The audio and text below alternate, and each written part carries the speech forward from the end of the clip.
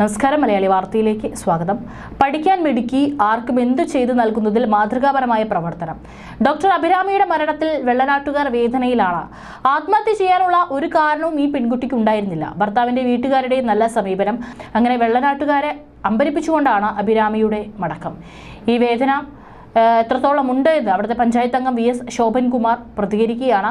കിടുങ്ങുമൽ വാർഡിനെ പ്രതിനിധീകരിക്കുന്ന ശോഭന് ഈ കുടുംബവുമായി അടുത്ത ബന്ധമുണ്ട്. അഭിരാമിയുടെ മരണമറിഞ്ഞ് ഓടിയെത്തിയ ശോഭന്റെ നേതൃത്വത്തിലാണ് അഭിരാമിയുടെ അച്ഛനെയും അമ്മയെയും ആശ്വസിപ്പിച്ചതും തുടർ നടപടികൾ എടുത്തതും. മരണവുമായി ബന്ധപ്പെട്ട് അസ്വാഭാവികത തോന്നിയിട്ടില്ല, എങ്കിലും ആത്മഹത്യയ്ക്ക് കാരണമുണ്ടാകും.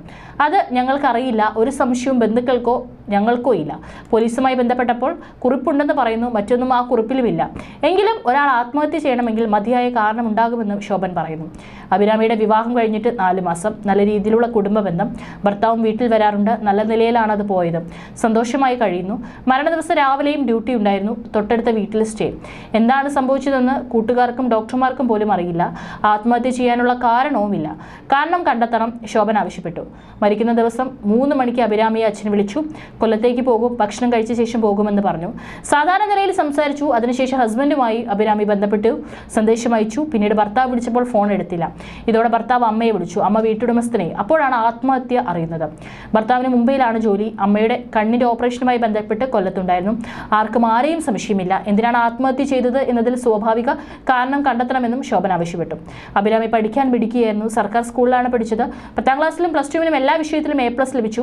MBBS എൻട്രൻസിൽ ഉന്നത റാങ്ക് നേടി. ആദ്യ തവണ തന്നെ PG എൻട്രൻസും ജയിച്ചു.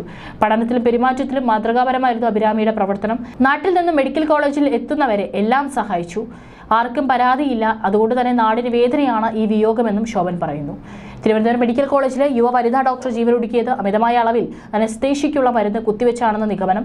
തിരുവനന്തപുരം വെള്ളനാട് സ്വദേശിനി ഡോക്ടർ അഭിരാമിയെയാണ് ചൊവ്വാഴ്ച വൈകിട്ടോടെ ഉള്ളൂർ PT ചാക്കോ നഗറിലെ വാടക ഫ്ളാറ്റിൽ മരിച്ച നിലയിൽ കണ്ടത്. തിരുവനന്തപുരം മെഡിക്കൽ കോളേജിലെ സീനിയർ റെസിഡന്റ് ആയിരുന്നു അഭിരാമി. ചൊവ്വാഴ്ച വൈകിട്ട് മുറി തുറക്കാത്തതിനാൽ വീട്ടുടമയും സുഹൃത്തുക്കളും നടത്തിയ പരിശോധനയിലാണ് അഭിരാമിയെ മരിച്ച നിലയിൽ കണ്ടത്.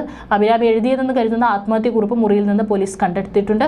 തന്റെ മരണത്തിൽ ആർക്കും പങ്കില്ലെന്ന് മാത്രമാണ് കത്തിൽ എഴുതിയിരിക്കുന്നത് എന്നാണ് പോലീസ് പറയുന്നത്. സംഭവത്തിൽ പോലീസ് അന്വേഷണം ആരംഭിച്ചു.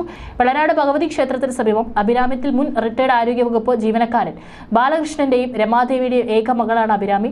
മാസങ്ങൾക്ക് മുൻപായിരുന്നു വിവാഹം. ഭർത്താവ് കൊല്ലം രാമൻകുളങ്ങര സ്വദേശി ഡോക്ടർ പ്രതീഷ് മുംബൈ ESI ആശുപത്രിയിൽ ഡോക്ടറാണ്.